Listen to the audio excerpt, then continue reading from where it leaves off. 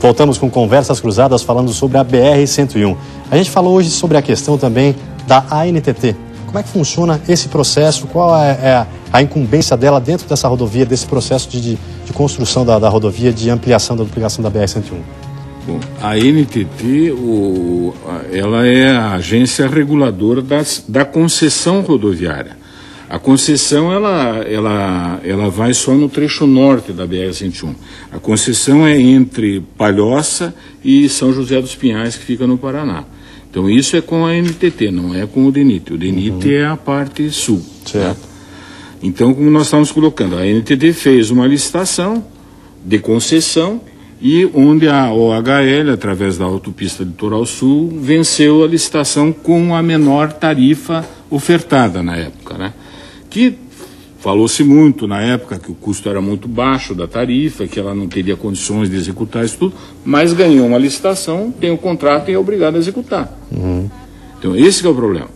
Então eu até vou colocar o seguinte, acho eu pelo menos que como a autopista Litoral Sul, ela se encontra numa zona assim muito confortável para ela, porque ela está arrecadando e não está investindo, no caso aqui da alça de controle, alça de contorno, né?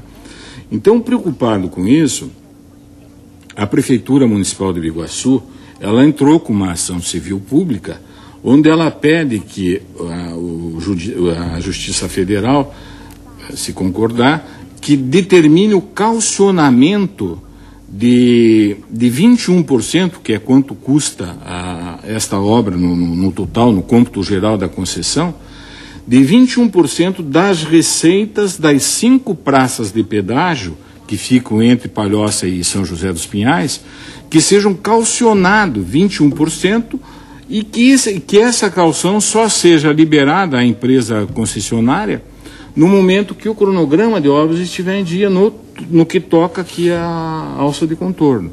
Então essa ação está tramitando, já está bem adiantada, inclusive, e vamos esperar agora. Seria uma evolução, então, nesse processo. É uma maneira que eu acho que a sociedade tem de pressionar a concessionária. Se fazer justiça, de se fazer cumprir o contrato, né? Exatamente. Porque maciça maioria dos problemas que estão ocorrendo é justamente por problema de cumprimento do que foi acordado.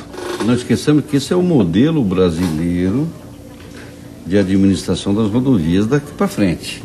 A parte sul, que nós estamos falando que está atrasada, em função de problemas dos Brasis que se instalaram, vai também passar pelos processos de concessão, não vai passar, Ricardo? Provavelmente com um processo mais aperfeiçoado. Aí né? nós temos que... Esse processo é dialético. Mas só que nós estamos pagando muito para aprender desse processo. Mas na verdade, Adão, Saporiti, Marcos, todos nós aqui representamos empresários, somos empresários também.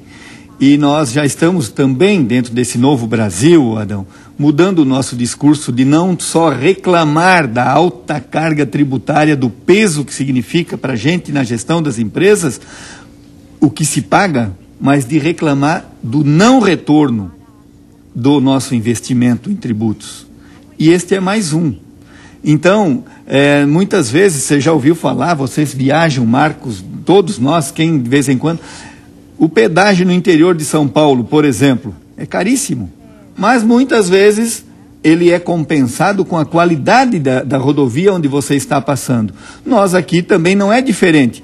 Se fosse talvez um pouco mais o pedágio, mas tivéssemos o serviço executado, agora o pedágio ficou num valor, como muito bem falou o Saporiti, um valor que até determinado momento foi falado, será que com esse valor de recursos e tal vai se conseguir fazer toda a infraestrutura projetada? Mas talvez não é um barato que esteja saindo caro. Mas você também tem que considerar o seguinte, depende de tipo de concessão. Aí o Adão acho que vai concordar comigo. Porque você tem tipo de concessão que é o seguinte, o poder público ele vai contratar uma empresa para conceder a concessão a ela. Sim. Só que ela vai ter que executar a obra para depois cobrar. Para depois cobrar. Aqui então ela vai ter que duplicar, né? Vai ter que fazer melhoramentos ou tudo mais. Aqui no caso da BR-101 Norte, ela pegou a obra já executada. Então ela tem que fazer alguns melhoramentos, e dos melhoramentos, o mais vultoso é a alça de contorno. Mas, em compensação, a alça de contorno tem 47 quilômetros, e a extensão do trecho dá 320 quilômetros, mais ou menos. Então, você veja que é o que corresponde a 11%, 12%, mais ou menos, do total. E dentro desses Brasis, né, Adão, acho que realmente a tendência cada vez mais é das parcerias público-privada, né? Porque estamos vendo que a máquina pública, além de estar muito pesada, ela está se tornando inoperante em determinados segmentos, principalmente no quesito transportes, como está aí. Essa obra da BR-101 Sul, voltar ao foco que nós estamos, hoje ela está dentro do Programa de Aceleração de Crescimento do Brasil, é do PAC. O PAC hoje tem uma nova modalidade de licitação. Para poder agilizar, eles estão adotando o mesmo procedimento que a Infraero adotou na remodelação dos aeroportos brasileiros, ou na construção de novos, que chama-se o RDC.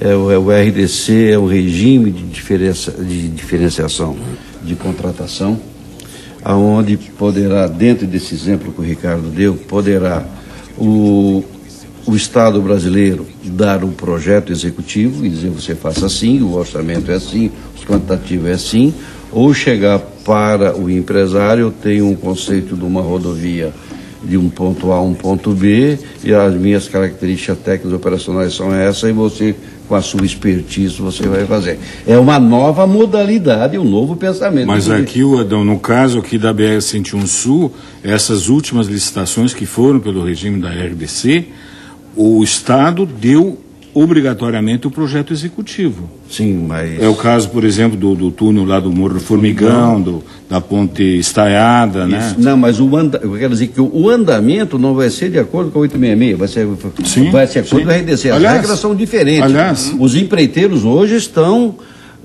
aprendendo, terão que aprender como é que vai ser a nova regra. Até tem um caso assim interessante, no caso do túnel do Morro do Formigão. Foi feita a abertura da licitação, a empresa que apresentou o menor preço foi a empresa A. E quem ganhou a licitação, porque aí apresenta o menor preço, né? Aí abre a licitação, aí faz um leilão entre as 3 primeiras qualificadas, se não me engano. Exatamente. Né? Aí, nesse leilão, você, vamos dizer, a empresa que tirou o segundo, o terceiro preço, você pode ofertar um preço menor do que aquele da primeira e ganhar a licitação. Se a primeira não acompanhar, ganha. Foi o que ocorreu aqui no Morro do Formigão. Agora vai ser também lançado aquele 5,3 quilômetros ali que é sim, o contorno de Laguna ali são 5,1 quilômetros ali. E mais o túnel do Morro dos Cavalos também, eu acho que está sendo conduzido para fazer esse tipo de licitação também. Sim, você falou no custo durante o intervalo dos túneis e mais dos viadutos de acesso, você falou na hora de 600 milhões de reais? Olha, na minha previsão, porque eu fiz uma estimativa de custo das obras remanescentes. Então, eu fiz aqui para o morro, para a transposição do Morro dos Cavalos, quer dizer, os 2 túneis e mais o viaduto, eu fiz uma projeção de 430 milhões de reais. Isso aqui foi a previsão que eu fiz. E como é que você analisa essa questão também? A ponte de Laguna, né? Isso só os Não, isso só o Morro dos Cavalos. Aí é que eu cheguei, porque eu não sei se tu vai conversando, o DENIT, a informação que a gente tem é que o DENIT até o momento ele já aplicou a duplicação, ele já investiu 1.820 milhões de reais, 1.820 milhões de reais. Mas o que falta executar corresponde a 1.220 milhões de reais. É muita coisa. É muita coisa. Tá certo. Sobre essa questão de investimento que falta e que não falta para a duplicação da BR-101, a gente vai conversar daqui a pouquinho no intervalo. Um instante só, a gente já volta.